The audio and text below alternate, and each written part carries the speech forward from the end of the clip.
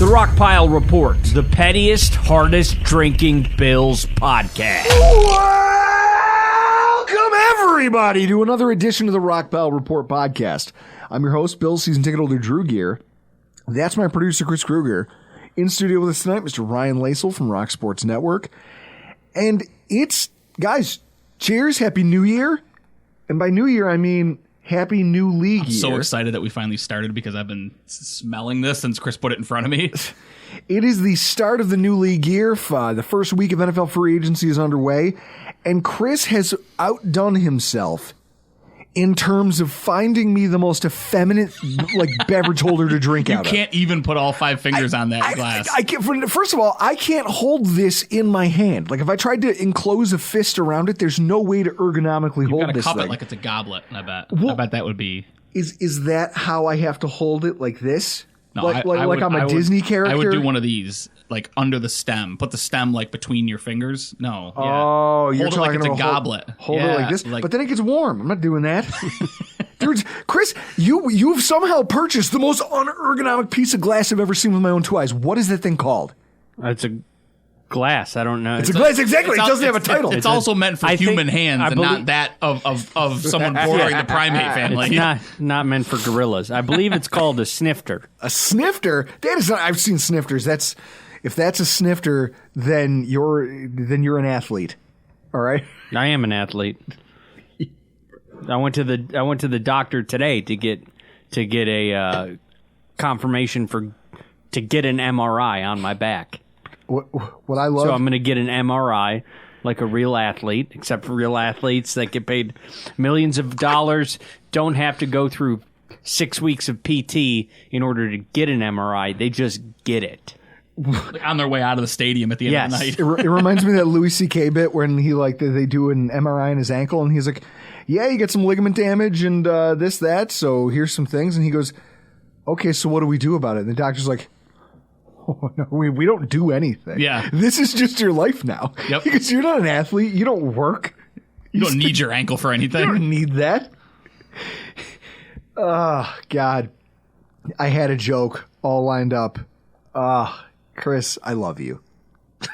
Just know this. I love you. Well, drink that and let me know if it's good. If I can find a way to get it into my mouth without making a mess. Like, this is... It's you gotta lean it. You gotta lean in at this point. Pinky up, sip it ever so gently. It's brackish. For those of you listening on audio, it's like a brackish yellow color, which tells me there's bourbon in it. I see what the floaters that tell me there's a citrus in there. I mean, am I spot on so far? Yeah. There's no ice in the glass. It's just strained spirits into a container.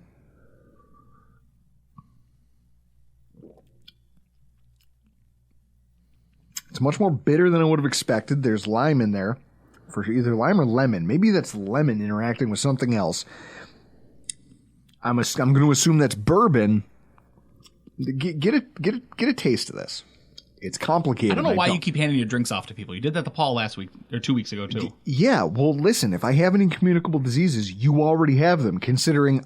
Yeah, I would say that's lemon. Considering I'm such a hater, I have already spit in everyone's drink. Like that beverage you have in your hand. You can bet I've probably already spit in it. So whatever I have, you have. That's fair. Chris, what am I drinking? Well, Ryan, obviously more sophisticated than you are. That is lemon in there. There's no bourbon in it. It is gin, lemon. What gives it this color then? Was it the gin? Because you're right, it is kind of neutral in scent. It didn't have a bourbon smell, but neither did the thing you gave me last week. Gin, lemon, and God, what was? I have to look it up now. Grand Marnier. Ah! That would be the color. That would be the color. And something else. I forget what it is. It's called Leap Year. Leap Year? Ryan and I, because you hate it, Ryan and I, we have ourselves Fancy Freeze. Oh, yes. Wait, so you like this? Oh, yeah. I'm a fan of the... So get this. So you know how much Ryan and I talk? Mm-hmm. Never. But very rarely. He messaged me on Facebook and was like, dude, that Fancy Free sounds delicious. I'm going to make one tonight. And I did. And I said, I used Wild Turkey 101 he's like, I got a bottle of that. That's what I guess I'll do. I had everything I needed. And as you know, professionally, I've been on the struggle bus the last couple weeks. So I've been leaning into the fancy-free lifestyle over the last couple weeks. Hey, guys, I had a joke all lined up to start this podcast. So I was to say, welcome to the Rock Pile Report. It's your Uncle Sass and the Unemployeds. We're currently... Chris, how long are you out of work for? I go back on Monday. Didn't they tell you had to actually file for unemployment to get your payback?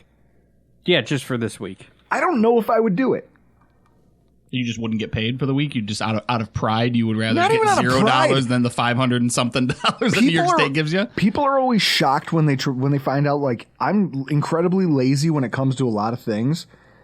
And it's one of those situations where you go, how many hoops do I have to jump through to get this $500 that's then going to be taxed? If it's a lot, I'm going to look and see if there's any angle I can catch where I just don't have to do this.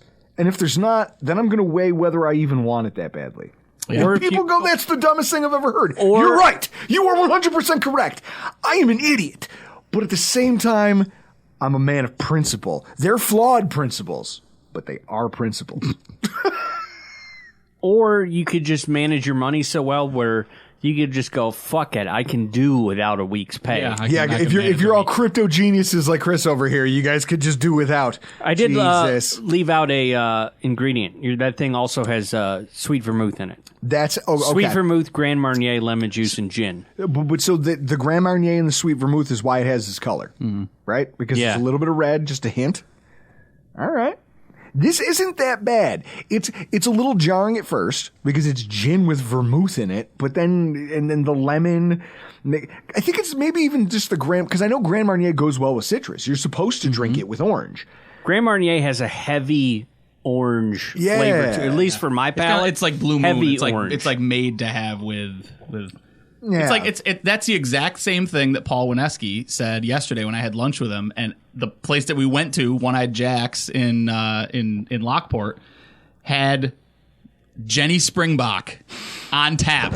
So I was there early, as you do when you're unemployed. You get there a little early.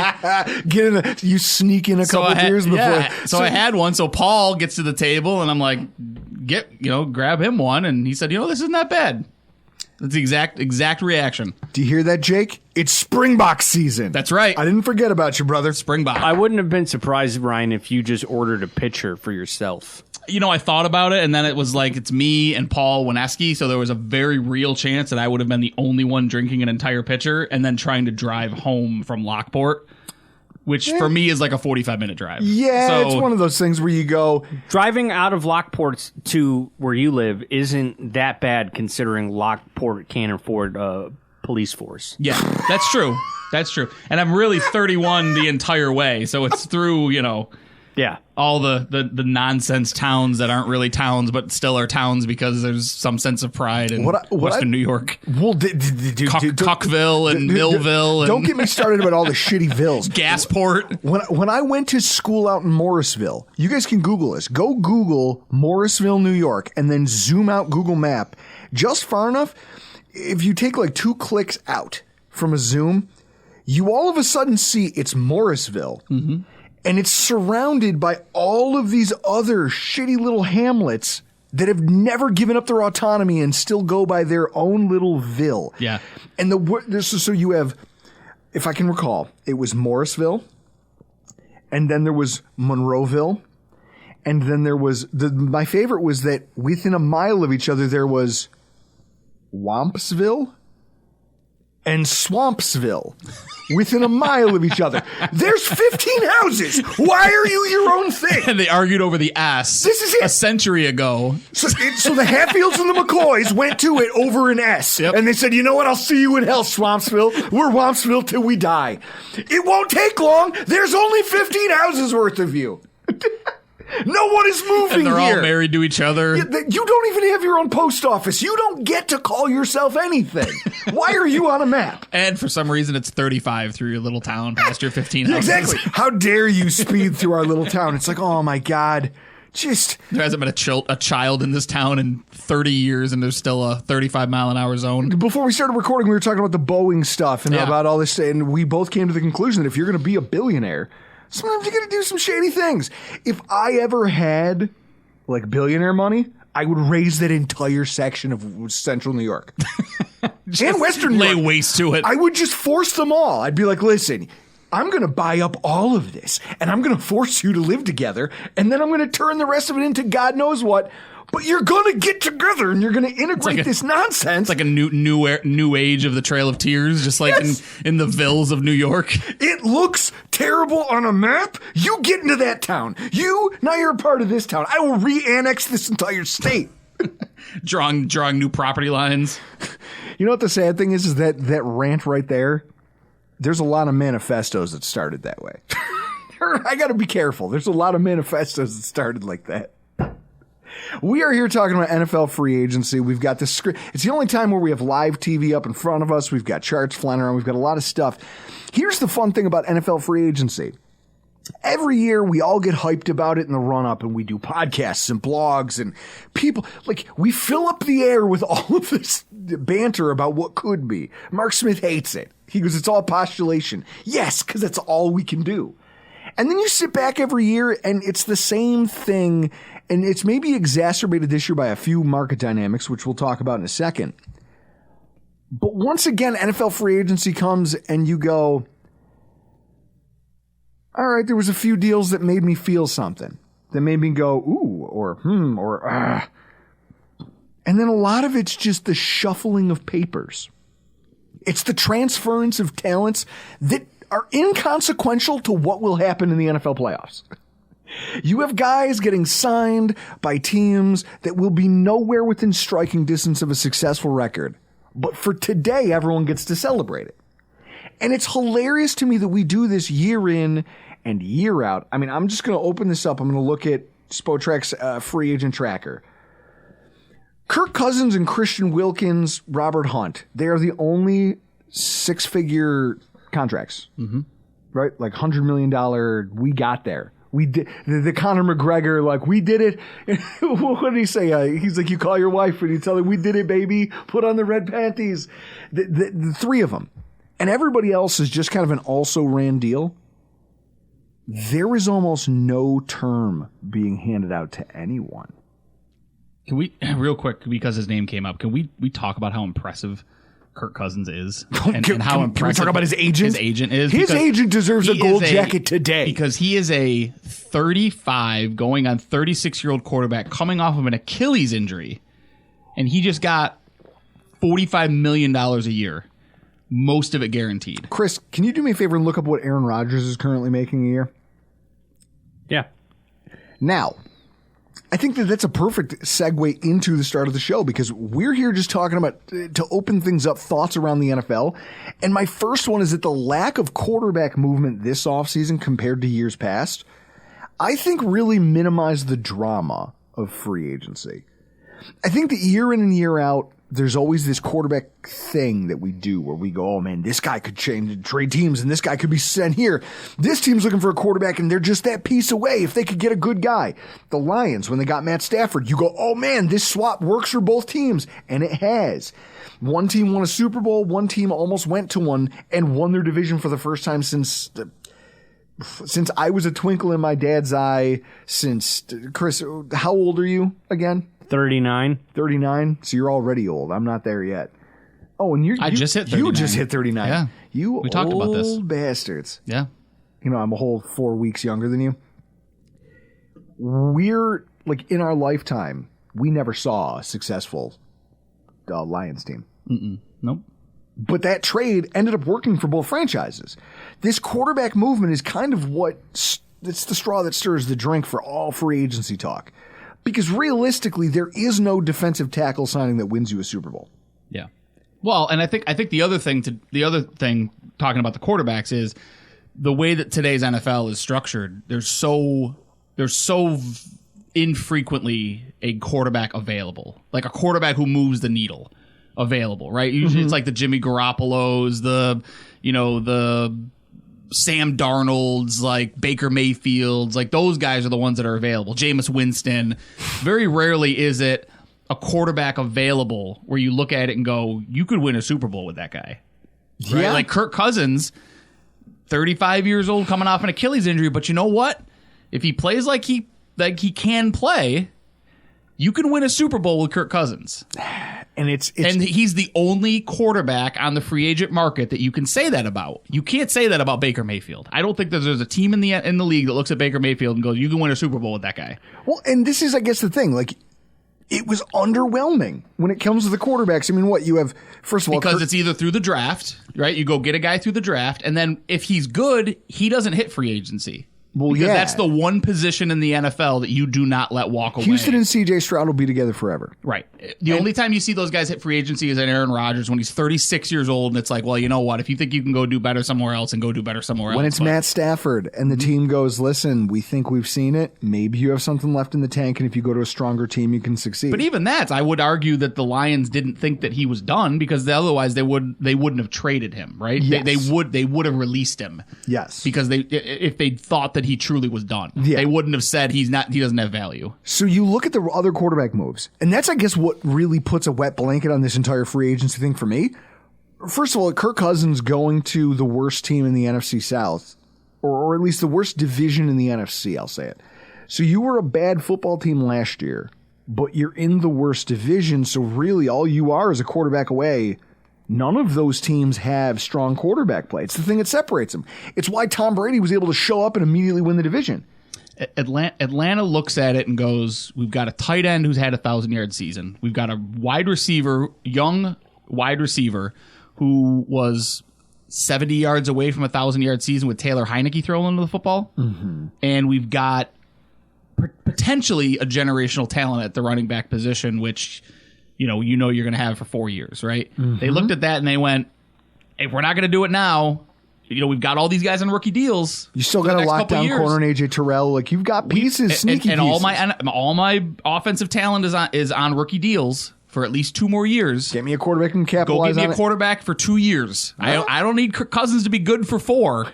I need him to be good for 2.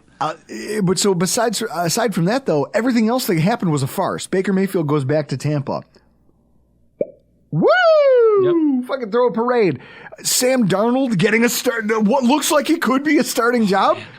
Sam Darnold is going to start again in the NFL, ladies and gentlemen. If the Vikings make this happen, it'll be one of the funniest things. The memes make themselves of Justin Jefferson. My favorite one is they were like Justin Jefferson finding out that Sam Darnold's going to be his quarterback for 2024. And it's that scene from Breaking Bad where Walter White finds out that Skyler gave away all the money he buried under the house. Yep. And he's screaming and then he's just laughing because there's nothing else you can do. Yeah. Yep.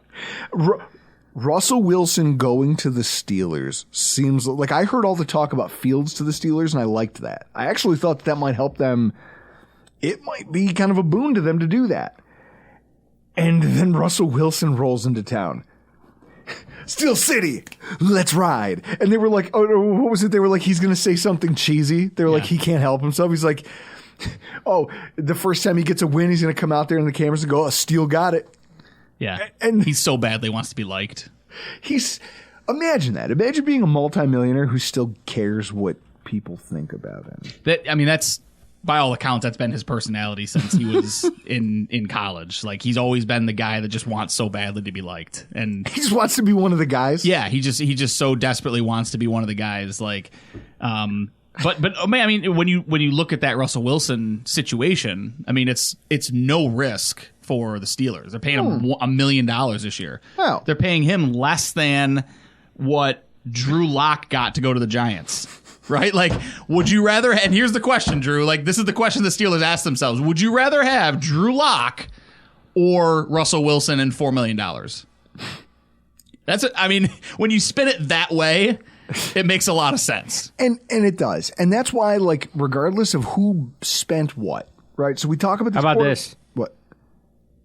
Pittsburgh at Denver this year.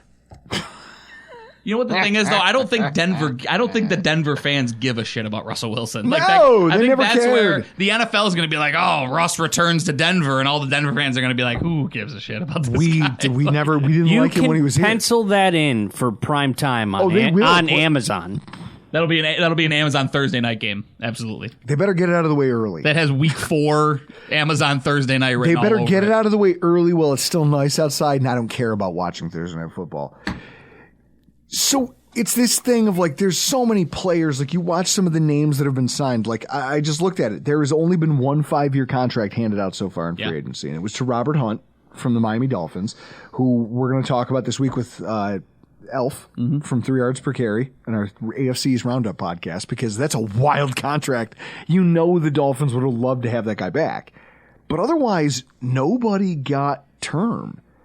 This was a relatively weird period of time, and at the same time, you look at the names where everybody went, and it's just like, okay, a Sean Bunting, a DeAndre Swift, for whatever fucking reason, Chidobe Awuzie, Grover Stewart, Jonah Jackson. Like, these are all players who you go, that's a nice piece, but it doesn't change. Like, I guess if I'm going to frame this, last season, our friend Mark got hammered. And when I say hammered, I mean Mark, nobody does black. He is like the Donald Trump of blackouts. He got Schmidt blackout? No, when I say the Donald Trump of blackouts, what I mean is my friend, nobody gets blackout drunk like Mark. And I mean nobody. Nobody understands it. Nobody understands it better. Nobody does more of it. Nobody's better at being blackout drunk than Mark Smith. I love you, Mark. That's not true. He's not a lush. He just has his moments. But what he does is, what makes it funny is he does these things when he's been overserved, which is where he signs up for, not even, he doesn't buy a meme app. He subscribes to it. So he has to renew this thing. Oh, yeah. Like, he rented it. There's a monthly charge on his Apple bill that comes off, yeah. So he rents an app, a subscription to a meme app, and he used that to waterboard us with pro Buffalo Bills memes all season long. Oh, yeah. I was the subject of it. He listens to the show. He gets mad at Lasal. He gets mad at me. He gets mad at Chris. But the crown jewel was just the astronaut meme of the guy seeing the Earth, and he goes, "Oh, it is round," and the guy behind him has a pistol to his helmet, and he goes, "It always has been." Yeah. And he just changed it to the Buffalo Bills are good, and he would send that to me. There was one night, I think it was after we beat the Kansas City Chiefs, where he sent it to me, like, my wife pointed it out. He posted it on 15 different photos of mine on Facebook that she happened to be tagged in. He also, like, tweeted it at me, DM'd it to me, put it in our group chat, and then sent it to me on LinkedIn. On LinkedIn. A LinkedIn message. I love the guy's commitment to a bit. Yeah. But I learned a lesson in this. And it's that you can, like the ups and downs of an NFL season, yeah, they're going to happen. And yes, something catastrophic could come off the rails. But the reality is, as long as you have a handful of key players and some decent coaching, you reach, especially at quarterback, the way we have it, your talent level gets so high that regardless of what all these other teams do, like, oh, I've got a great rotational pass rusher that I paid for. And you go, God, I'd love to have that. And then this other team goes, man, we just got this awesome right tackle who's super mobile. He's going to help out with the run game. This team just signed a running back that you really liked.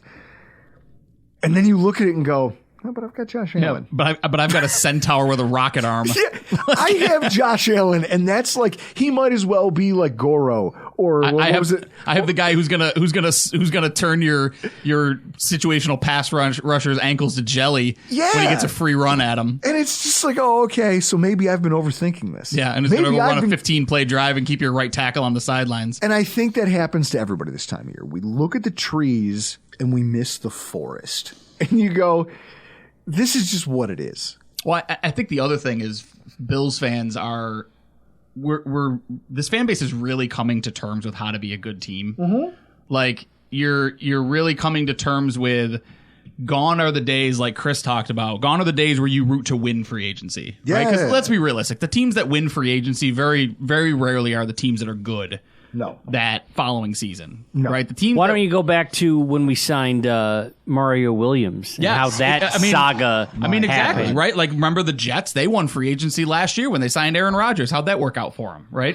So I think Bills fans are looking at things going, and I'm in group chats with a lot of Bills fans, not just the ones that you and I are in together, but with other ones where they're more casual Bills fans. Mm-hmm. And it's like, oh, they just freed up all kinds of money with Josh Allen. I wonder who they're going to go sign. And I'm like, guys, they're probably not going to sign anybody. Like, you might get DJ Chark, right? Like, might be your big free agent signing this offseason, which is fine. If he's your wide receiver 3, that's a good piece to have, because your floor right? is already so high. But that's the thing. Like, you've got talent on the offensive side of the football. You don't need a whole lot. And by the way, you've got 11 draft picks. I shouldn't do this, but I'm going to tell a story because he just jarred something loose.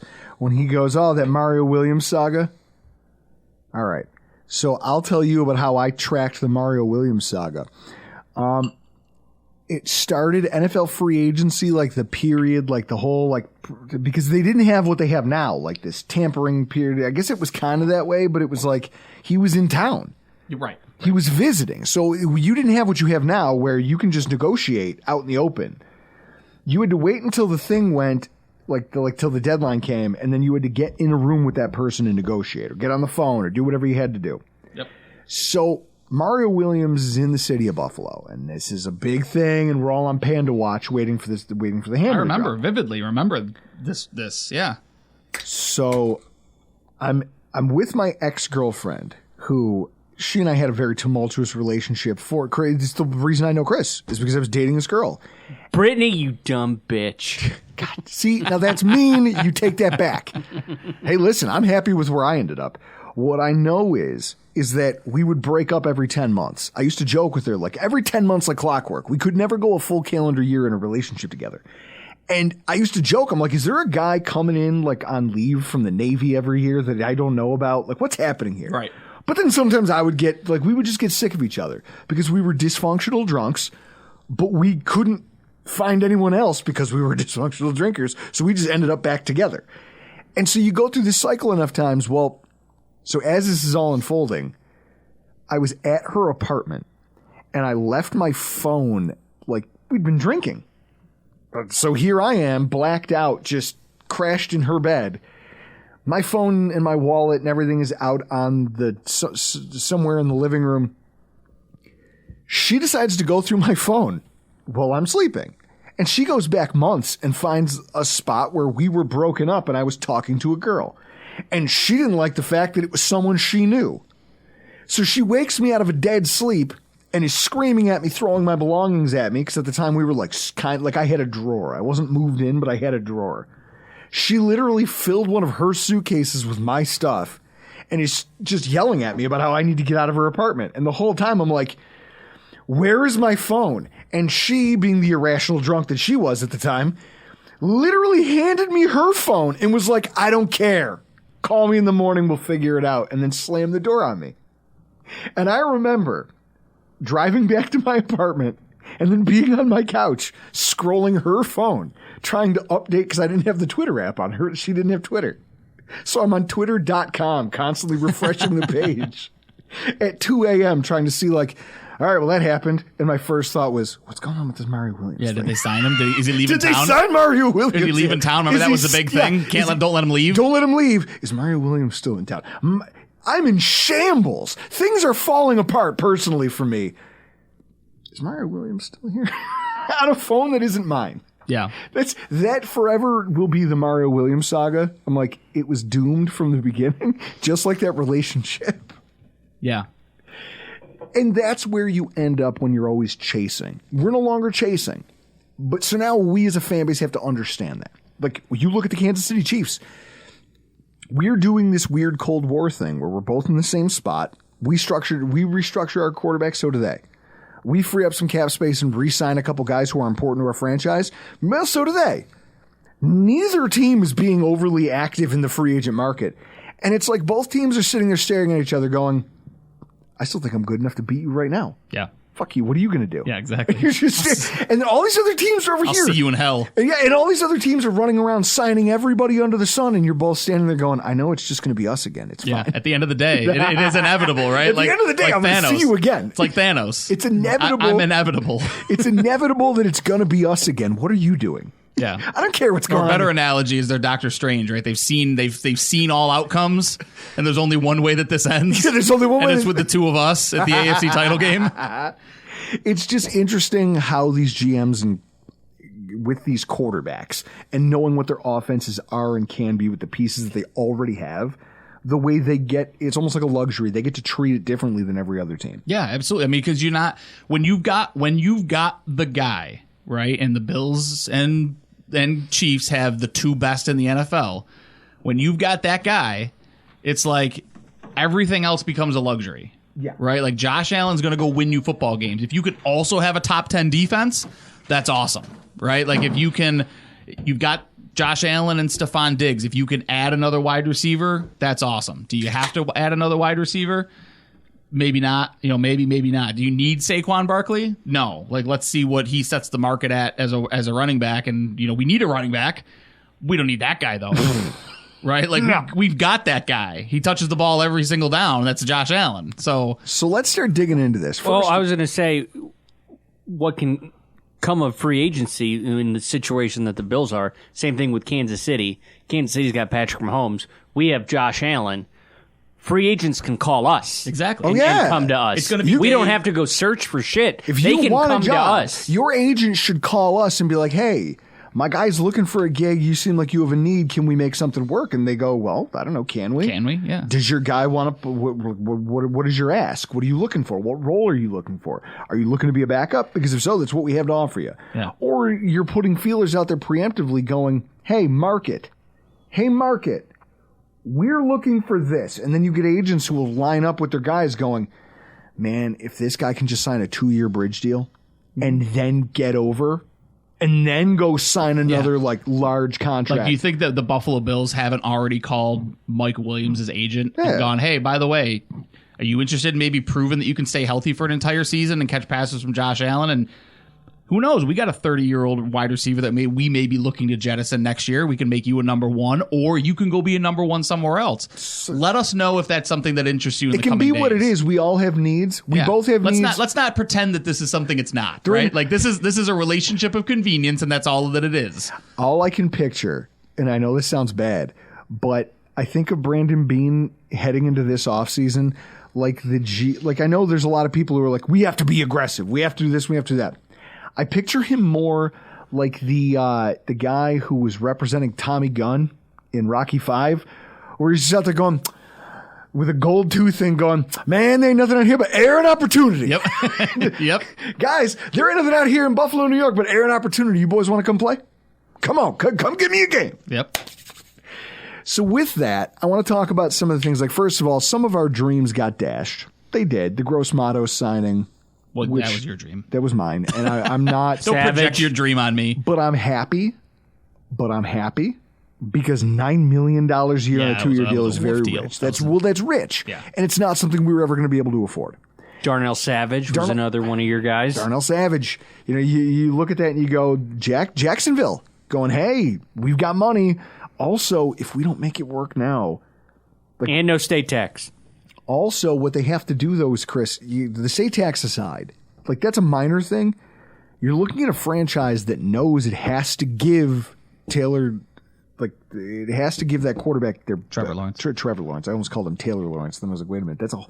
Well, I first almost said Taylor Lautner, and then I go, no, wait a minute, he's in some shitty movies. That's not Trevor Lawrence. Dare you besmirch the Twilight? Well, they both have actor hair. Yeah, don't come at me. Listen, and everyone's like, oh, he's a pretty boy. He is not pretty. Trevor Lawrence is an ugly man. To me, if you did a live remake of that show on TGIF in the early 90s, Dinosaurs, Trevor Lawrence would be in the live action remake of it. Yeah, I can see that. So they have no choice but to give him their best shot at building the strongest roster possible before your rookie contract runs out, because we need to know. We need to know if it's time. Well, yeah, I mean, they is it time to pivot and go? They're in a similar situation to where Miami was last year, and you can argue again this year. Is like, do we have a good quarterback? Yeah. Do we have a quarterback that we can give Josh Allen money to, or Patrick Mahomes money? Because that's where the market's set, right? So is Trevor Lawrence the guy? And the answer is we're not really sure, because we haven't built a roster. We haven't really given him much to work with, you can argue. He's done pretty good with what he's had, but we've had mediocre rosters. Yeah. I mean, the Calvin Ridley thing. If he catches a handful more passes, he dropped 5 touchdowns just on photo evidence alone. Who knows what else he let go? Right. It's like you don't know what your season might look like if you have a different set of skill players, if maybe you structured the roster a little differently, if you built a stronger running attack. I don't know. But whatever it is, you have to work on it still because your team has missed the playoffs 2 out of the 3 years he's been there. Mm-hmm. You're coming up on doomsday here where you haven't made – you're Miami where you like – That's right, yeah. We don't know what he can do in the playoffs with a healthy roster, and yet we have to pay him? So with that, we lose out on Gross Matos. We lose out on Jeremy Chin, which one year, $5.1 million. It's the quintessential gambling on myself deal. That's player driven. That's not like that's all he could get. I'm sure there was teams that said, listen, we'll give you a 2-year deal, 3-year deal. He wants to get back out there as quickly as possible, probably because he thinks he was dealt a bad hand by Carolina. You sign a 1-year contract because think about it. Who wouldn't give $4 million in 3 years? Like, oh, I'll do three at $4 a year. Right. Any team would line up for Jeremy Chin at that. The fact that he got 1 year tells me he's looking. He's the one who's looking to be like, I want to go to another team, prove that it's just the situation in Carolina, and that I can still be prolific, and then let me go sign another deal next year. Right. Gabe Davis on a 3-year deal to those same Jaguars we were just talking about. This is, like, at first brush, everyone heard the numbers, and they were like, man, Buffalo never could have afforded that. But we always talk about how structure is important. Mm-hmm. Chris, his cap hits are 4.7 and 6.7 in his first 2 years. Like that, you could do that if you were Buffalo. You could have found a way to make that work. Buffalo just chose not to. Now, the interesting thing about that contract structure, like if you're looking at Spotrac and you're looking at the breakdown of his deal, there's an out in 2026 that would leave them with $14 million in dead money. So if over the first 2 years where he's cheap, Gabe Davis doesn't pan out, you're going to need $14 million and you're going to cut him. That's cool. But they have void years on him all the way out through like what? Like 29 or 26. 2026. Or, no, 2029. 2029. Yeah. So they're going to be paying him technically. Like he's going to have dead money present on their books for years, Chris. Years. Would you have done that? Year 2029, he's a $2 million cap hit. Chris, would you have done that to preserve Gabe Davis? Probably not. I'm more concerned with him being in Jacksonville now that we know that Calvin Ridley is out to Tennessee. So does that just make him the de facto one, depending on what they do in the draft this year? It's entirely possible that Gabe Davis is now getting his shot at being a cheap. They still have Zay Jones. They still have Zay Jones, guys, and they have Christian Kirk. And they just signed. They just signed the other Devin Duvernay. They just signed him too. Woo! Well, but you lose Ridley. He's the top off the defense guy, right? And the kick returner. Yeah. So was Ridley returning kicks? No, but you need a guy to do that, right? Yeah, just like Deontay Hardy did here, right? Yep. Calvin Ridley, let's get into this. 4 years, $92 million with the Titans. Are the Titans the best franchise at paying washed wide receivers? Well, don't forget they just gave Tony Pollard a contract too. I don't understand. Washed insert player here. I don't understand. Like, if you want to look at the evolution of the wide receiver room in Tennessee, it's a thing of beauty. They had A.J. Brown. They had Corey Davis. Each one of them was a 1,000-yard wide receiver. They got cute and decided that they didn't need A.J. Brown. We can trade him away for a second-round pick. We can just draft. We're going to trade him away. We're going to draft his replacement in what's his name? Who's the guy they took in the first round who isn't that Kevin good? White? No. God. Not Hollywood Brown. It's going to kill me. No, it's not Hollywood Our Brown. Lads, Titans. Our Lads is so accessible, guys. I don't know why not. I don't know why everybody doesn't use this. Treylon Burks. So they draft Treylon Burks, who is the, what did I call him? I called him Laviska Shenault 2.0. And he's not quite that bad, but Walmart Shenault is what I called him. Because I was like, he doesn't have any of the short area bursts. He's just a big, tall, physical. So he's made plays, but he's not Well, he was the guy where they were like, we're going to get rid of A.J. Brown because he's coming up due for the new contract. We don't want to pay him. We'll just draft a guy that looks just like A.J. Brown, and he'll turn into the same player. It'll just be the same thing, guys. And this is the thing of draft to replace what you lose when you have a known quantity. It's that Peter Griffin thing of like you sit through the presentation for the timeshare, and they go, okay, you have to pick. Do you want the boat or do you want the mystery prize? And they go, let's take the mystery prize because it could be a boat. It could be anything. It could be a boat. It could be a boat. So they go from A.J. Brown, they trade him away and sign Julio Jones. That explodes in their face. He gets released. They sign DeAndre Hopkins. DeAndre Hopkins doesn't get to the playoffs or anywhere close. Because they still have Ryan Tannehill at quarterback. Like, it all comes down to back to the quarterback. So now they have Will Levis. Has an arm. You know who else had an arm? This is a gamer. You know who else had an arm? Who? Ryan Tannehill. Like Not like Will Levis, They though. did the same thing, though, that they did with A.J. Brown. They're just doing it with Will Levis on a cheap deal. And then my favorite thing is I go, okay, so you let Derrick Henry walk. Obviously, you let Derrick Henry walk. So it must be because you're going to lean into this rookie, Tajay Spears, right, who's really good. It did really well for you last year. And you're going to build a cheap running back room and you're going to save cap space. And then they go, nah, fuck it, Tony Pollard. Yeah. Give me Tony Pollard. I have to pay a running back. Well, because you think of Tajay Spears, the problem with him is that he's playing without an ACL. So his leg's literally a ticking time bomb. But it's your fault for drafting him. But it all goes back to bad upper management. Like the owner 3 years ago said, trade A.J. Brown and go get me a guy just like him. And now the owner's going, go get me a guy like A.J. Brown. Okay, well, we'll just go get Calvin Ridley. We'll pay him a ton of money. Well, so before we can really dive into what the Bills did, you have to know where the market is and what happened and what went on here. And I think that's a huge piece of this. And it's great to start with the running back room. Chris, for those of you watching at home on YouTube, you're going to see a graphical representation of something I made in 2021 because the same conversation was happening with the Bills, where everyone kept talking about, we need a running back. Should we pay one? Should we draft one do we need to draft one or we need to pay one? And then everyone said, well, let's go out in free agency and sign a running back. And I was like, guys, do you know that this is lunacy? So what I did was I went back through the 2021 season and I said, here are all of the running backs who had more than 800 yards or more than 5 touchdowns in the year 2021.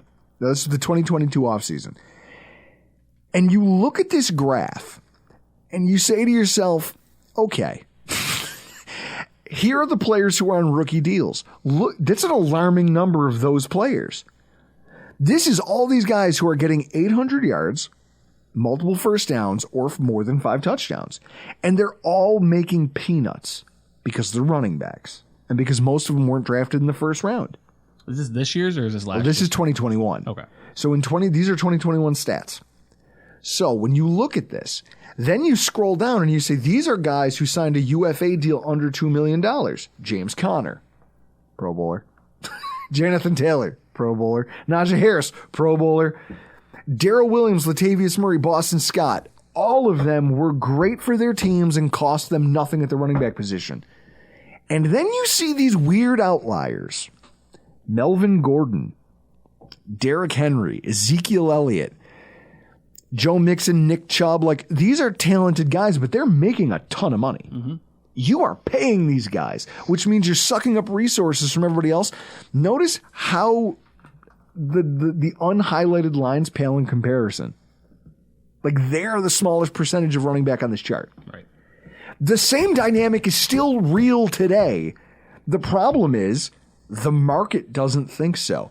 More than 50% of wide receiver deals that were signed as of last night were 1 year, and 5 of them didn't even change teams. Like, Chris, if you want to pull up that market analysis list, I know I sent you the spreadsheet.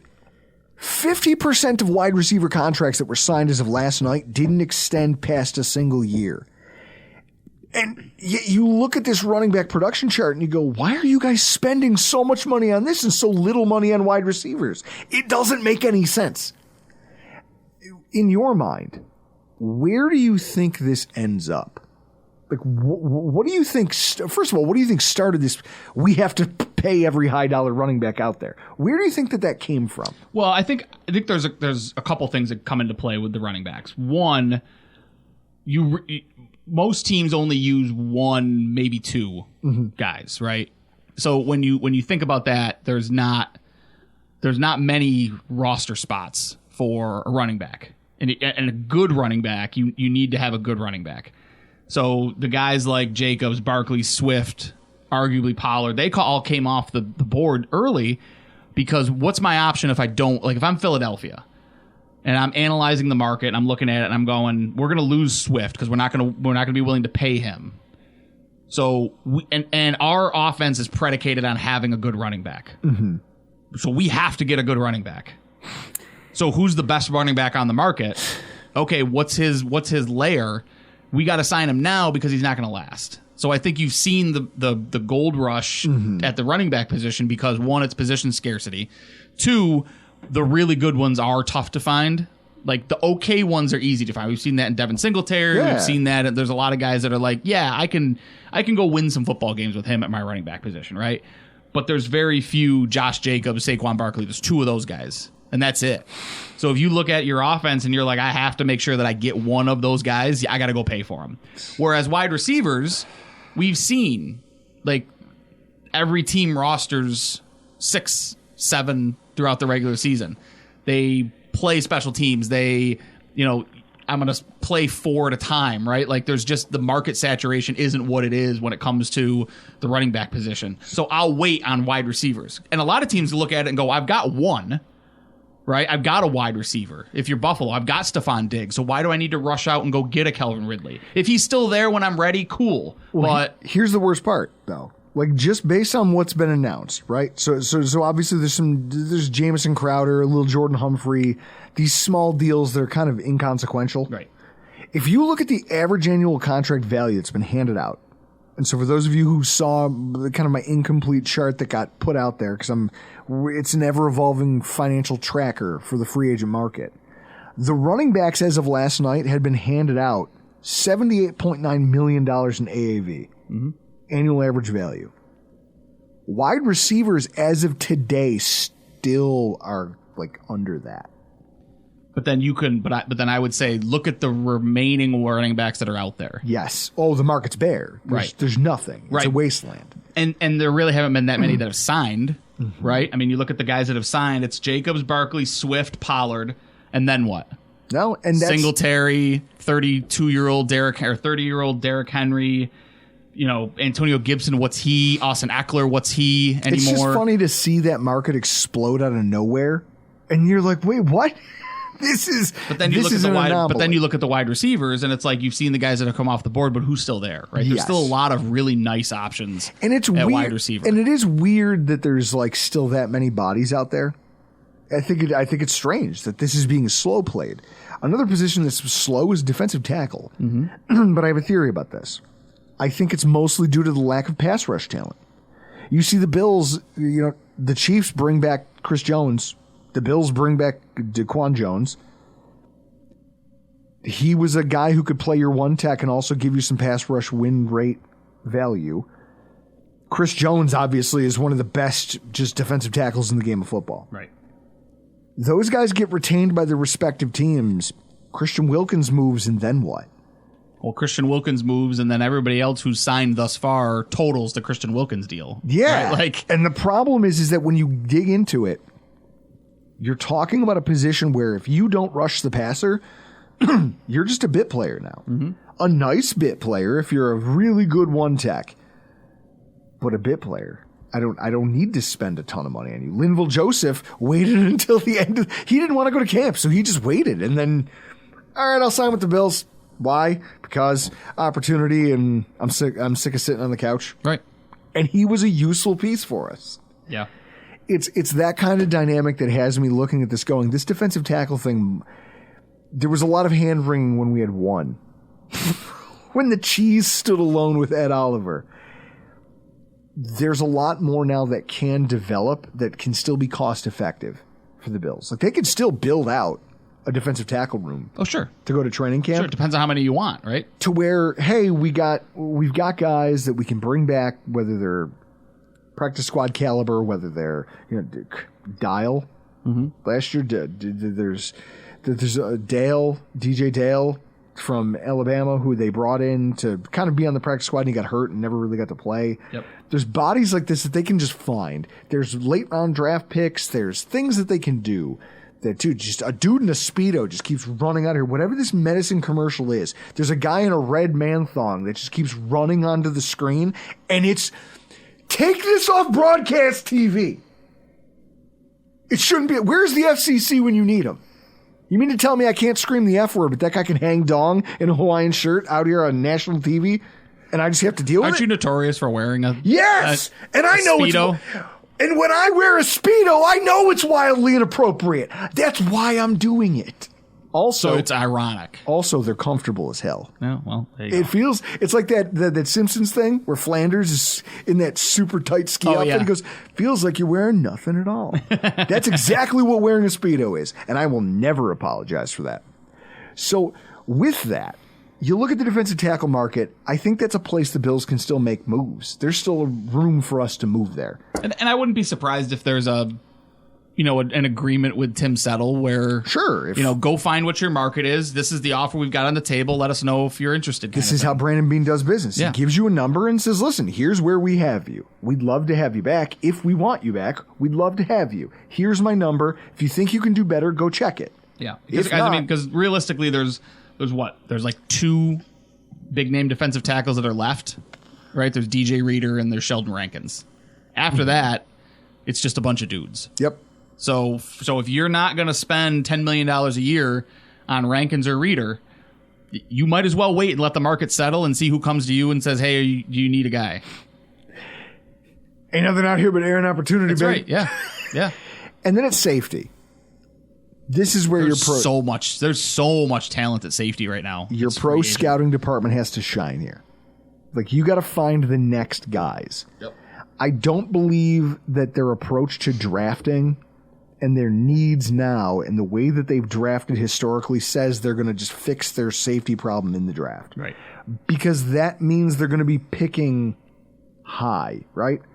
But they keep saying you see the guys who get drafted high, it's always traitsy guys. Mm-hmm. It's Jamal Adams because he's fast and he's physical and he does all these things.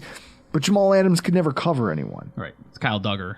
It's Kyle Duggar, it's Jeremy Chin, and then you watch those guys and what are their careers? We don't know.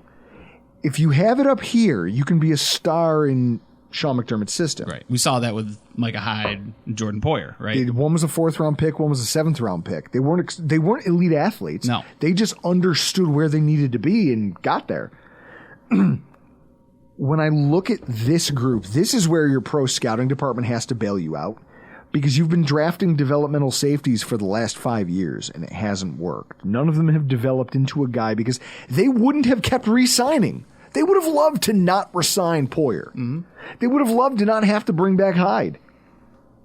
They have to because you guys haven't developed into anything that we thought you would, which tells me that maybe that's just a blind spot. As good as our coach is at understanding that, maybe it's something that our scouting department just doesn't get what he's looking for, and the two systems just don't mesh. It doesn't mean that they're doing it wrong, but Jaquan Johnson, Siran Neal, how many other safeties have we drafted? Like the jury's still out on Hamlin, but I didn't see elite from him when he played. No. But he's a young player. He's still understanding. He doesn't have time to develop the nuance that Sean McDermott requires to play that role. Mm-hmm. Alex Austin, who they converted, New England converted him to a safety, but yeah. I think one of the problems too is I think you saw with Poyer and Hyde was mentally they knew how to play in the NFL. Yeah. They just needed a coaching staff that could maximize their talents. Whereas maybe you're not great at teaching safeties how to play in the NFL. That's it. But you can it's kind of like I can put you in the right spot, but you've got to know what to do from there. Yep. Hyde and Poyer had that piece of it. Whereas if you got a kid coming in from college, it's like, I'm going to put you in the right position, but you got to know what to do from there. The kid's like, how the fuck am I supposed to know what to do from here? Well, yeah. Like, I knew what to do at Alabama or I knew what to do at LSU, but it's not the same game.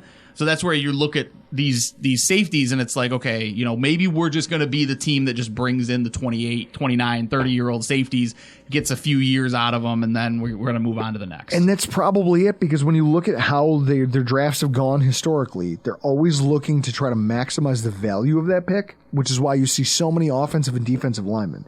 Everyone points to the draft and they go, well, technically Bean has drafted 7 wide receivers and only 6 defensive linemen. Yeah. Where are those wide receiver draft picks? How many have come before the 4th round? None of them. Gabe Davis. But when you look at the way that that McDermott and his defensive staff, every team in the NFL is going to have to spend money at a specific position, right? Because every team in the NFL has a blind spot at certain positions, right? The Bills they're going to have to go get safeties and they're going to have to go get defensive ends. Like that's just what this defense does. But you have the ability to go do that because you've got McDermott and you've got this staff where I can get Dane Jackson and Christian Benford and turn them into starting corners, right? Like I can go get Matt Milano and Terrell Bernard and turn them into starting linebackers. I can go get Ed Oliver and turn him into an all-pro defensive tackle. Yeah, okay, I'm going to have to go spend money on a Von Miller and on a Leonard Floyd and on a Micah Hyde and those guys, but these other positions make that possible. Like it's okay that I go spend money in those 2 spots because I'm getting value in all these other areas because of our talent. Like that's what you're going to have to accept, I think. You know, and then on the offensive side of the football, it's like we've got Josh Allen, so we don't need to spend money anywhere on the offense other than maybe protecting him and keeping him clean. The rest of it is kind of like we'll just go get some toolsy guys and they'll eventually turn into something. So when we look at what we did decide to do, where we did decide to spend our money, now there's the Deion Dawkins extension, which we already talked about a little bit in our Buffalo Bills news roundup for the week. It's a good move and it creates cap space. It was a necessary move. It's a move and it creates cap space, yeah. But also it's a necessary move because for everybody who wants to say I get it. Is he an elite left tackle? I wouldn't go that far.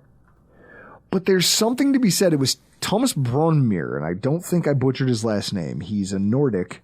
He's probably been one of our oldest podcast fans. I mean, Chris, he was following us back when we were still doing Facebook Lives for Buffalo Fanatics. Makes sense. Yeah, that's a throwback, baby. That's a throwback, man. So when Kyle Williams was retiring, he kind of brought up this thing. He was like, here in Europe, when we talk about our sports teams, you have these guys we call culture carriers. And every coaching staff has to, like, you know who they are. And they embody what your team is and what they're supposed to be and what you want them to look like and how you want them to play. Obviously, we have Josh Allen, and that's the guy that we're all hitching our wagons to Josh in terms of our on-field success. But in terms of the culture and who's here and who brings the young guys along and who kind of instills in the new people coming in, this is what we're about. Mm-hmm. When we lost Kyle Williams, he brought to me this concept that we have to have a guy who is the carrier of the team's culture in the locker room, on the field, on the practice field, behind closed doors, off the field. This is a guy who embodies what we are and who we are and how we carry ourselves. With all of the losses over the years and all the people who have come and gone, I don't know that there's anyone who's been more outspoken in their love for the city of Buffalo than Deion Dawkins. He wrote his first letter to the Players Tribune immediately following the loss to Houston. Yes. Yeah, I remember that. And the playoff loss to Houston. And we all read it, and it makes you feel all warm and fuzzy inside. He was a second-year guy, right? That was his second season, or was he a rookie? He was drafted in 2017, so it would have been his second year. Yeah. And you're like, this is a young guy who's saying a lot of nice things about us. Like, that makes me feel good. Yeah. And then a couple years later, we lose again, a heartbreaker.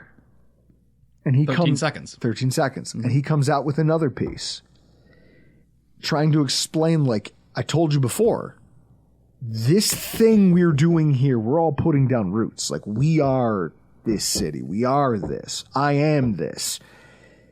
This struggle you have is the struggle I have. This pain you feel is the pain I feel because I'm here. I'm part of you and I'm part of this. To keep that guy, could you have maybe eventually in some weird timeline found a better left tackle? Probably. Are you paying Deion Dawkins top of the market money? Is he the most expensive left tackle in the NFL? Not the, but he's he's what, fourth, I think, right? and he's in that conversation, I think. No, I don't think so. But Well, I think in terms of durability, and I think also in terms of what he means to understanding the style of play that we want. I think Deion Dawkins was a necessary signing because you're losing Mitch Morse, you're losing You Ryan need continuity. Bates, you're shifting two guys into positions that you haven't played them in before. You don't want to find out that this isn't going to work with your left guard and right and center. And then you also have to replace your left tackle and right tackle in the same offseason. You're trying to find a left guard and a center. But it's right? also interesting to me that every time they've gotten an opportunity to move on from Deion Dawkins, instead they double down. And it's because the culture carrier thing, that concept makes sense. I mean, it very much does. You especially with a coach like McDermott, who so much stresses the locker room and the culture within a culture stuff, right? Well, that he talks about. And for as many people who want to scoff at that, culture got us into the playoffs in 2017. It sure as hell wasn't talent. It wasn't because we were the most talented defense. We had Sharice Wright and EJ Gaines and Kurt Coleman.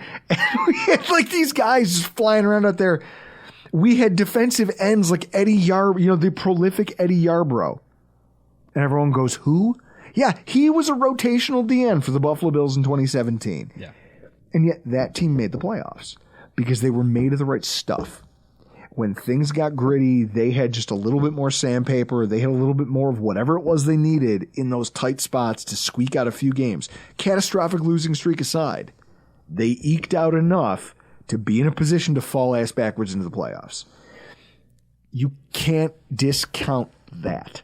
Well, then you can't lose all of those guys in the same offseason, Yes. right? You let Hyde go, you let Poyer go, you let Trey White go, you let Mitch Morse go. Like, you can't let all of them go. Somebody's got to be the guy. And if it's the guy who is one of the more visible, more vocal, more... Well, he was just up for the Walter Payton Man of the Year. Like, That's what I mean. He means a ton to the community and he means a ton to the fan base. So this is a guy you're maintaining because you have to keep the torch lit, and then you got to figure out who's the next guy. Well, and I think you also, from a PR standpoint, I think there was very much an internal conversation around we're at risk of losing some of the fan base. If we let all of these guys go in the same offseason and then it finds out that we're going to trade Deion Dawkins because that's the best way to move on from him. Ask Chris how that goes. Chris, remember losing Drury and Briere, but hey, they signed Vanek. It's not that they signed Vanek. He got an offer sheet. He got an offer sheet from another We could have team. had 4 first-round picks. Yeah. I mean, hindsight's 2020, but one of those picks could have been Zach Parise. But I think to your point, like all of this goes into the equation, right? Is Deion Dawkins serviceable at the left tackle position? Is he comfortable with Josh? Is he a culture guy? Is he one of our guys? We drafted him. We've developed him. Like, that all goes into this decision, right? And I think that's where you wind up at. Is he the best tackle in the NFL? No. Is he the 15th tackle in the NFL? No. Is he 12th? Maybe in that 10 range. But all of the other stuff makes him fourth. Like, and that's where we slot him in. Deion, do you want to be in Buffalo for the next 5 years? At the left tackle position, that probably is where you end your career as a left tackle. You're going to look to shift to the right side by the time you're in your early 30s. Like, that all goes into the conversation. And you probably got a little bit of a discount from him because he wants to be in Buffalo. Exactly. Right. So and then what else do you do, right? Like, if you get rid of Deion Dawkins, what's your option? Like Jonah Williams? Like, Jonah Williams just signed with Arizona. The deal literally just came out, and he got 2 years, $30 million. So, like, that's your option if it's not Deion Dawkins on a long-term deal. So yeah, we luckily Also, don't have to live in that world. By the way, Flacco to the Colts.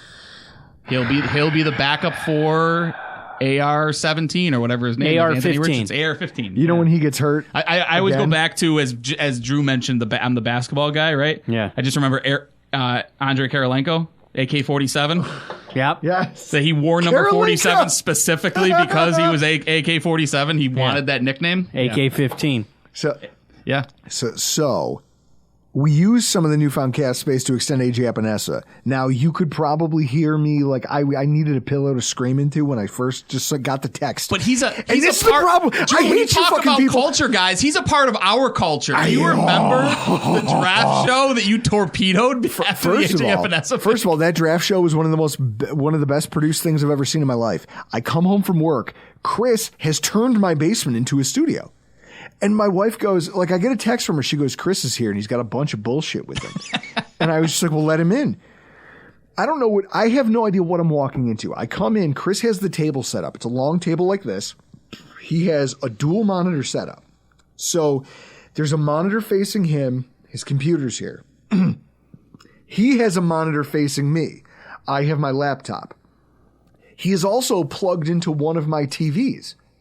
So what he's showing me on the monitor here is the feed of you guys on the live stream. So I can actually see your faces and I can be looking at how you're reacting to things. He's also then like flashing things. We're in like Google Gmail chat going back and forth with each other about like, oh, put this on the thing. And he was using an HDMI to put things on my TV that was over here in this corner. And I'm watching the draft live on this TV.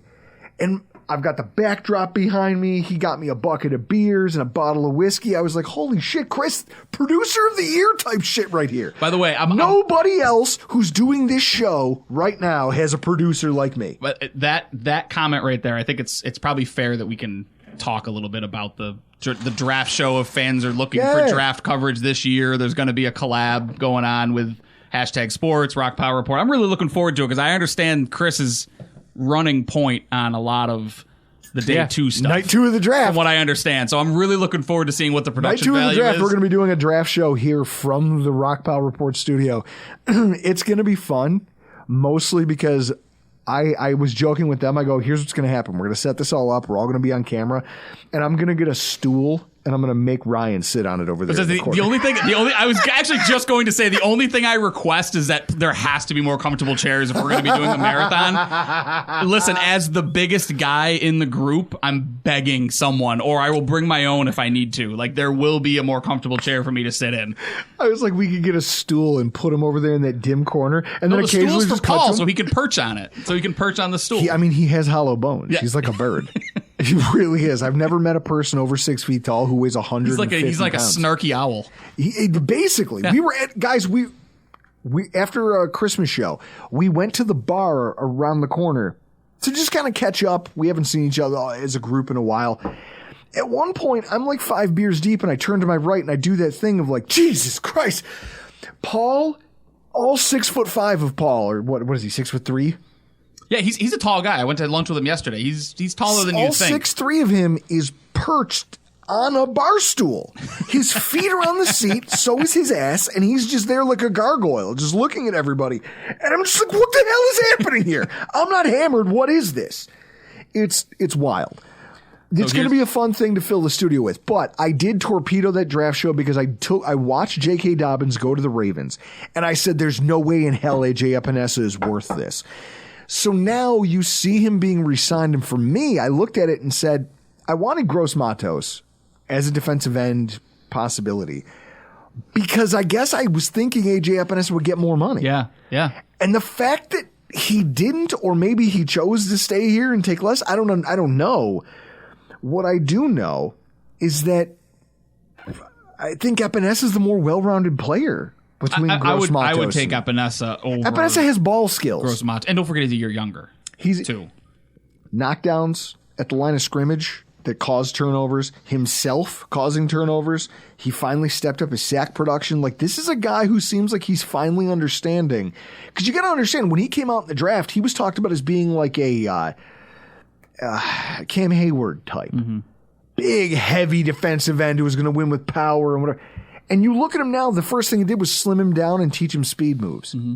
And it took a while. He's reinvented himself, yeah. But now he's getting it. And as he's starting to pick up steam, which is why you sign a 2-year deal for him. Right, because you probably looked at it and went, talked with the Bills, and they said, listen, we're going to lose Floyd. Like, there's going to be know more what Von's going to look like. There's more pass rush reps to be had. We will give you a bigger opportunity because you proved that you're incrementally producing, and you're producing more. We're going to give you a bigger opportunity. Stick around. Yeah.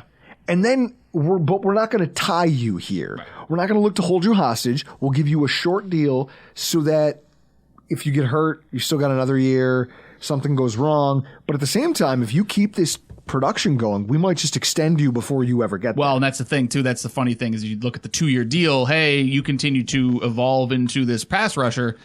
2 years is round about the time that we have a decent out or earlier with Von Miller. Yes. So now we have cap space to play with, and we could find an extension for you. We can get you to where you could spend your career as a Buffalo Bill if you keep ascending. This is a sweetheart deal for the Bills. I don't hate it as much as I fucking hated it at the time. Guys, I was drunk during that draft show. As soon as I got drunk as soon as I saw the pick. I saw AJ Epinesa and I just started pounding whiskey, and I made the hashtag sports fan base hate. Well, and therein lies the issue, and that's one of the reasons that we're back and forth on whether to do a night one coverage of the draft, because it was fun when we did them live and the Bills were drafting like in the top 12.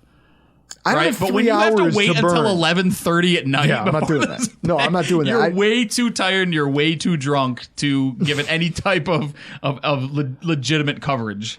So to keep this moving, AJ Epinesa, he's here. We love it. How about DaQuan Jones? Yeah. Now, we touched on it earlier. Defensive tackles who can't pass rush weren't getting signed. There's a reason DaQuan Jones is still here, and 2 years, $16 million seems right. Yeah, for a 30-year-old. Yeah. For a 30-year-old D tackle who's only had that one serious injury, nothing lower body, which is nice, because realistically he came back off that and played really well. Yeah, and he was on a prolific, probably a all-pro pace before the injury. And he's probably looking at that going, man, if I had a full year in this McDermott defense and I didn't get hurt, I would have been a Pro Bowler at least. Especially with the way he was. And I think it's that thing of there were very few D tackles in the market this year who could do both, who could give you pass rush and also eat space, defend the run, generate tackles for loss. Keep your linebackers clean so they can make plays, because we now know your undersized linebackers. Our undersized linebackers are playmakers. Just both of them. Electric. Terrell Bernard and Matt Milano are the two best interior linebacker tandem in the AFC. Maybe the NFL. Who's better? Well, now that you've got all this shifting going on, like Eric Kendricks just left LA. And, yeah. You've got, what's his name, just left. Bobby Wagner just left Seattle. I mean, so there's a lot of shifting. You could make the argument they are now. They might be the two best interior linebackers in the NFL in terms of instincts, ball skills, big playability. You have to keep them clean, and if this is the guy who provides you that, but then also can pass rush and also wants to be here, it's a no-brainer. Oh, by the way, Ed Oliver is a lot better with him next to him than anybody else, right? Like, Ed Oliver also really benefited from DaQuan Jones. If you dig into the analytics and you look at Ed Oliver's production next to DaQuan Jones, and then when DaQuan Jones is off the field, there's a stark contrast. And it's just, okay, then this is what we're doing. You got to do it. And again, it's that Cold War that we have with Kansas City where we're going, okay, I see what you did. I'm keeping mine too. Yeah. We'll just be what we are, and I'll see you when I see you. Right. Right. We split we beat you last year. We split the series last year. Like, are we good enough to we feel like we're good enough to overcome the pieces that we lost. Are you good enough to overcome the pieces that you've lost? Twice in a row now. We've met them in the postseason, and it's right there. It's the margin's razor thin, and we don't have the answers. It's going to be interesting to see how else they flesh this out in order to close that gap. I like thinking about what they did with Cam Lewis. Chris, I actually have a chart for this. I liked it so much I have a chart for it. And it's not that I love the player, don't get me wrong. I like the philosophy on display. See, when you think about Cam Lewis and you look at Siran Neal, everyone's like, Siran Neal, I remember when he was covering Travis Kelce during, I think it was a Monday Night Football game at the time, or was that the Sunday Night game? No, it was a Sunday Night game. When Matt Milano was that, it was the Thunder game? Yes. Okay, yes. The lightning delay game. Siran Neal was covering Travis Kelce because Matt Milano was out of the game. And then you look at it a few years later and you go, how did this guy fall off the map? Oh, we found a young guy who they trust more than him in defensive snaps. I mean, you look at it, every single year, Cam Lewis's defensive snaps increased, but so did his special team snaps. And realistically, that's the only thing you were paying Siran Neal. Like, he was a special teams ace, and he was also, you could trust him in a pinch on defense. Well, all of a sudden, you've got a Cam Lewis who last year played a career high, 74% of the special team snaps compared to Siran Neal's 79%. So now all of a sudden you've drawn even in the terms of where they trust you on special teams. And oh, by the way, you two couldn't be in more different universes when it comes to where they trust you on defense. Right, exactly. It's a no-brainer. You cut this guy and free the cap space and then sign this guy to a 2-year deal that's peanuts. Mm-hmm. Because he's now a defensive back that in a pinch you can throw on the field and you don't feel guilty about it. You don't want him starting. No. People are like, oh, Cam Lewis is going to be your starter. No! Unless everything goes catastrophically wrong, no. But even if it does, they at least trust that, hey, I can throw him out there in a pinch. Right. And do you think he's learned from that Vikings game? I would think so. You bat it down! Knock it down. You knock it down! Look, Micah Hyde had to learn that. And it came back. I remember when Micah Hyde had to learn not trying to pick off a ball? Yeah. It was the DeAndre Hopkins catch. And then later in the playoffs, Hail Mary attempt to save the game, get in field goal range and kick a game-winning field goal. Phillip Rivers uncorks a ball down the field, and Micah Hyde has the good sense to bat that fucking thing down instead of trying to pick it up. He's like, jump ball scenario? Nah, I've been here. Yep. Swat. You only learn by doing. And so Cam Lewis is kind of on that curve. I don't expect him to be anything but a warm body and a special teams contributor, but it's nice knowing that they trust. If the team trusts him, I can't fight that. Right. Right. Nick Morrow and Mack Hollins. Mack Hollins. This made me mad. It did. And Greg Thompson and Alf Arteaga. Didn't you say, was it last week, that you don't need to do a Trent Sherfield-esque signing? I said it. That's exactly what he is. I was like, don't do it. That's exactly what he is. And so I asked, Alf Arteaga and Greg Thompson were both tweeting about this today. And I get tagged in this stuff whenever. I like Alf because Alf has a platform and he just will quote tweet me and things and include me in things that I'm just like, all right, that's cool. Nice. Yeah. Nice that I'm still in this conversation. So he's like, Greg, Drew, this guy, you're getting a good one. He's this, he's that, blah, blah, blah, blah, blah. And I'm just thinking to myself, this is fine. A Mack Hollins, in theory, is a great signing. He's a tall, big, long guy who's fast, stretches the field, can do some schematic things for you. But if you've been a Bills fan for more than a year or two, you probably recognize a trend of, hey, I'm going to get this skill player who's so multifaceted and can do so many things offensively, but fuck it, he's only a special teams player. Yeah. We only brought him in here to play special teams. Yeah. It's like when we were talking in our group chat and somebody said, who's Mack Hollins? And I said, he's a 30-year-old wide receiver who's only caught more than 18 balls once in his career. Yeah. But he's everyone is like, well, yeah, but he's a 4-phase special teams guy. Okay, then what is Justin Shorter? Is he Justin Shorter insurance? Because I'm pretty sure you drafted Justin Shorter to be that guy. I think they drafted Justin Shorter to be a wide receiver who also plays special teams. This is a special teams guy who can play wide receiver in a pinch. That's the difference in the two signings. So what you're telling me is I don't think you go out and draft a guy to be a special teams player. But why did we pay? But why did we pay $3 million for it? Well, you didn't. You paid the vet minimum with bonuses that will get him to $3 million. And this is why, again, folks, this is where Paul Wineski would point out that incentives unlikely to be earned are a big tool in Bean's tool belt this offseason because those don't hit the cap until next year if they're earned. So, all right, well. All right, Mack Hollins. I guess welcome to the Buffalo Bills. Put some fucking shoes on. It's cold here. And he's everyone's like, he walks around barefoot. Well, and not for long he won't. He's also one of those guys where his deal is so small that he very well could just be a cap casualty too when it comes to training camp. Yeah, right? Like they could cut him if they find a guy that can play 4-phase special teams at the wide receiver. If Justin Shorter is healthy all through camp, it may come down to, do we keep Shorter, do we keep Hollins? Hollins is cuttable because of his contract. So Nick Morrow at linebacker. Now, I know for a fact it was 2020 or 2021 when Nick Morrow was last a free agent. I remember going, I was digging through my show notes last night trying to find it, but I know I talked about him as a fit that I saw for the Buffalo Bills in free agency. But again, talking about that in those terms makes me feel like a smarmy douche.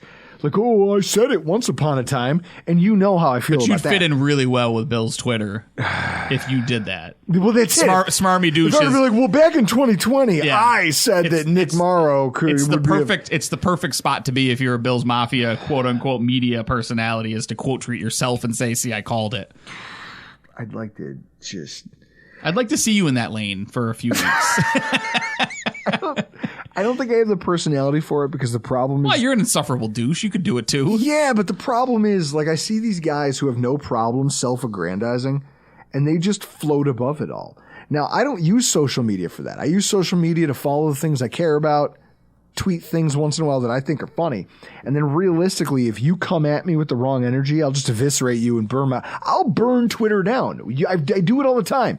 It's the reason we can't get over the 6,000 follower hump is because every time we start gaining followers, I go on a tirade after the Bills lose to the Broncos and we lose 200 followers and I don't care. Yep. Social media is just that place where everyone's like, no, this is a vehicle for your podcast. I don't want to drive. I'll just sit here on the side of the road. That's fine. I'll sit here on the side of the road and die. I'll wait for the tow truck. I'll wait for the tow truck. But Nick Morrow, I mean, it is what it is. You made the point to me when I was bitching about it in the group chat. Do you ever want to see AJ Epinesa, Chris, in a Bills No, uniform? I believe it was, do you want fine to with trot it. out... No, so he took that. He said the wrong name. I said, do you really want to trot out the corpse of AJ Klein in the playoffs That's it. again? AJ Klein. Sure. I was like, well, all right. He goes, no, this is a move so that you have a guy who has called plays as a middle linebacker, but also has a little bit more athleticism. So you can, even if he's a practice squad player at the end of the season and you don't cut him, like... I mean, he's a guy who has 200 tackles over the last 2 seasons. That doesn't happen on accident. No. And he had the green dot for Philadelphia last year. So in a which pinch- is a big deal for a defense like Philadelphia. So when you factor him in with the fact that they still have last year's third-round pick, right? They still have Dorian Williams. They still have Dorian Williams. Still have, I believe, Balin Spector. Balin Still on the Spector. roster. So now your And Dodson's gone, right? Dodson's gone, and your linebacker room is set for the right. So offseason. you've got Milano, Bernard, maybe a late round draft pick, just see unrestricted, an undrafted free agent, something like that. Yeah, but I mean, if you've got Milano and Bernard, and then I think the other thing that we talked about in the group chat is this signals to me a shift in we're going to have more 3 linebacker sets than we had last year because we had a lot of 3 safety sets last year. Mm-hmm. We're probably going to be playing 3 linebackers more than we did last year. So we need to go get a legitimate 3rd linebacker to come in and play. That's fair. So as we kind of have to wrap this up, because Chris is already pointing at his watch, expectations as free agency goes on. We already talked about market dynamics. We already talked about some things. What are some things you'd like to see the Bills at least be in the conversation with, even if they don't do it? To me, it's I want you to go find me an Emmanuel Sanders type signing. I don't need you, because if you think about it, you have 2 choices. You can either build a wide receiver room that has a dependable low ceiling veteran, and then you can pair that with an early round rookie pick and go, our wide receiver room is somewhat better than it was last year. You're going to have a 2nd-year Dalton Kincaid. You're going to have a Khalil Shakir who you know is going to see more run given the prolific end of 2023 that he had. He's forced you into giving He's him more forced you snaps. into giving it to him. You're going to have Stephon Diggs, who you're probably going to move around the formation more. You're going to get him off the boundary. You're going to get him more inside and see what he can find to shake loose. You still need a body. You need a guy who can be reliable on the outside. And then you can put a rookie somewhere and go, listen, if you flourish, great. And if you struggle a little bit at first and you take some time, we're not losing games in the early going of the season because of it. Right. Or you take the track of, we're just going to go with a high athletic profile, damn the consequences. We're going to gamble on a cheap also ran somewhere else who's a freak athlete, and then we'll figure it out with a draft pick. Both have their caveats. One's cost effective, right? Like one costs less. One gives you more of a security blanket. Where would you rather see them go with that? I'd rather see them go like DJ Chark type Tyler guy. Boyd. Maybe Tyler Boyd. Michael Thomas, maybe like a guy who Thomas. Yeah, a guy who can be reliable and play the boundary.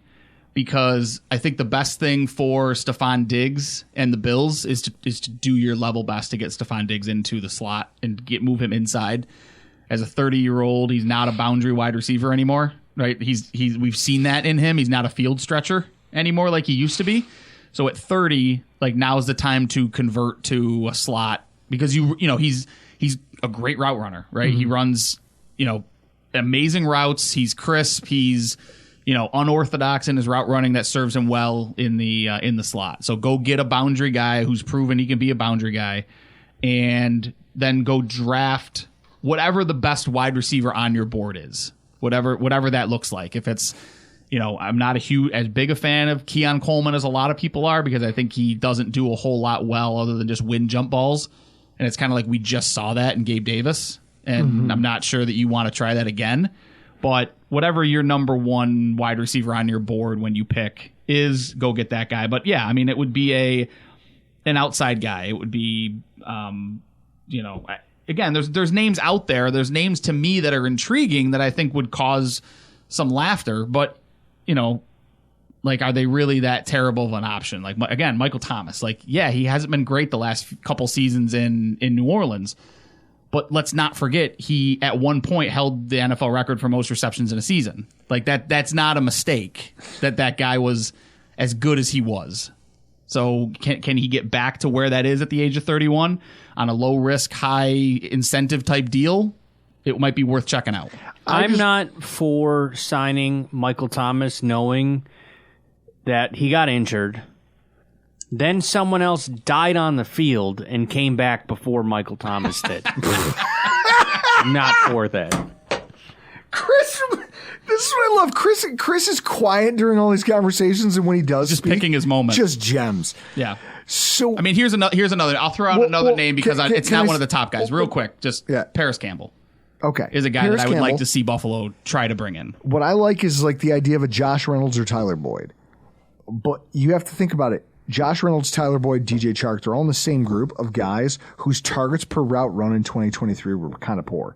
Mm-hmm. Like Tyler Boyd, 15.7 targets per route run. He had to share an offense with Higgins, Chase, Nixon. Like, then when they lost Burrow, it was mostly like backup tight ends that Browning was familiar with. Like, he's a steady possession receiver at this point in his career. And yet at the same time, middle of the pack. And this is what I'll say. Middle of the pack in terms of average separation, tied with Gabe Davis for 1.1 yards after the catch over expected, which means he's not going to give you a lot of explosive plays more so than Gabe did. He's just, I don't know. He's got a much better catch rate, 68.5 to 55. Which, I mean, that is what it is. How many targets do you send to that guy who get caught? It's better. Josh Reynolds, very similar profile from a standpoint. That drop against San Francisco made me hate him, but I can get over that. Chris, do you know who Josh Reynolds is? Heard of him. He was on one of my fantasy teams. Do you know how big he is? He's got to be like 6'5". He's 6'3". I think Josh Reynolds, I think a lot of people would be surprised to hear how big Josh Reynolds is. Oh, yeah, no, because when you watch him play, he seems like more of like a speed, like a finesse. No, he's a big dude. Yeah. And so you've got that. And then at the same time, if you want to go the other way, I'm pissed that Noah Brown signed for 1 year, $4 million. You mean to tell me? But he's hurt, though. He's hurt, so don't forget about that. Yeah, but you mean to tell me the Bills couldn't pry a 2-year thing? Get him up. Get me a guy like that, where you're big, you're physical, you're dynamic, and you proved it. But a guy like him, it's very possible that maybe he didn't want to test the free agent market because of his injury. And this is it. So then you have to think about who's he going to be, and what you're talking about guys like the poor man's Cordell Patterson in Laviska Shenault. He's a running back who's playing wide receiver. You can actually go get Cordell Patterson if you want to. Well, that's it. You can have all of them. Curtis Samuel. And this is my point. When you have these guys who are miscast, they're tweeners. We always used to say tweener on the defensive line as if it was a bad thing. Mm-hmm. Well, it kind of is. It means you're a jack of all trades, master of none, and that means you're not going to be good at any one thing in football. Yep. The same thing can exist now on offense because you had that thing where there was that big movement of, I need a multifaceted player. I need a Swiss Army knife player. Mm-hmm. Well, that died. Now I just need wide receivers and running backs. And there's two interesting names that became free agents today. Mike Williams, what's going to happen with him? Does he garner a giant contract with somebody? Maybe you can go. Does he want to prove a deal? And the other one is a guy who's been linked to Buffalo for the last 2 seasons. That's Hunter Renfrow. He was let go today too. So is he a guy that, again, you can get in on some type of a team-friendly, prove-it type of contract? Or maybe you go to Mike Williams and you say, look, we got a guy who's over the age of 30 that we don't even know if he's our number one wide receiver coming next year, which is why we're not restructuring his deal to make more cap space. If you want to come in here and give us something this year, but maybe you give us a 3-year deal, and if it works, you're our guy. And then when he's gone, and it's your show. And he makes a lot of sense. Mike Williams makes a lot of sense from a performance bonus and on-field bonus type of perspective, right? Because he's been injured. So games played, you can get a certain bonus over each game that you play over 13 or whatever, right? Yardage bonuses, catch bonuses, all those things that come into play. He's an incentive-laden deal type of guy. Everybody's eyes are on the offense. There's still room to do it. There's still work to do at the defensive tackle spot. There's a lot of meat on the bone here for the Bills, and that's why I love watching all these teams kind of blow their cash early on splash moves. When in reality, our floor was already so high, you're still not on our level. And so it's going to be interesting because now is when Brandon Beane is going to get to work. And you're going to see them churn and you're going to see them fill some holes because his philosophy has always been go into the draft with the roster that you think can compete, and then you use the draft to backfill. Right. Now, they may have a couple holes more so than usual because of the cap constraints, but I bet you in the next 7 days, by the time we get back here and do this again, behind these microphones, this roster is going to look a little bit different. There's going to be some moves made. There's going to be some things to talk about. I can't wait for it. But the other thing just worth mentioning is the other thing you mentioned, what do I want from the Bills? I do want them to be in conversations with some of the bigger name guys that are available. I want it to come out that they were in on some of these bigger name guys to put themselves over the hump. And I think you're already seeing that because the rumors today are that they're in on Eric Armstead. And Eric Armstead is one of those types of guys, right? Yeah. Like he is a game changer type of guy. At the defensive end position, a position of need. He'd do a lot of good things for this team. He's what I think a lot of folks thought Leonard Floyd was last year, which was like, if we could get that guy, he's somebody that transforms what the defense looks like. I want it to be true that Bills are in on him. Maybe they don't land him because the money doesn't work out or whatever, but I still want them to be out in the market trying to make this team better through bigger moves and not just adding a bunch of little pieces that equal a good move, which is probably how they're going to make this team better, is a bunch of little moves. Yep. But I just want them in on some of these big names because it shows that they're not satisfied with where they're at, because they shouldn't be. Because even if you're in the Cold War, even if you're in the Cold War standoff with Kansas City, they still won the time that it's mattered. That guy has 3 wins. I have none. I've got to find it. Guys, I can't wait for next week, but we got to get out of here. I'm Drew Gear. That's Chris Kruger. That's Ryan Lasal. This has been your Rock Pile Report.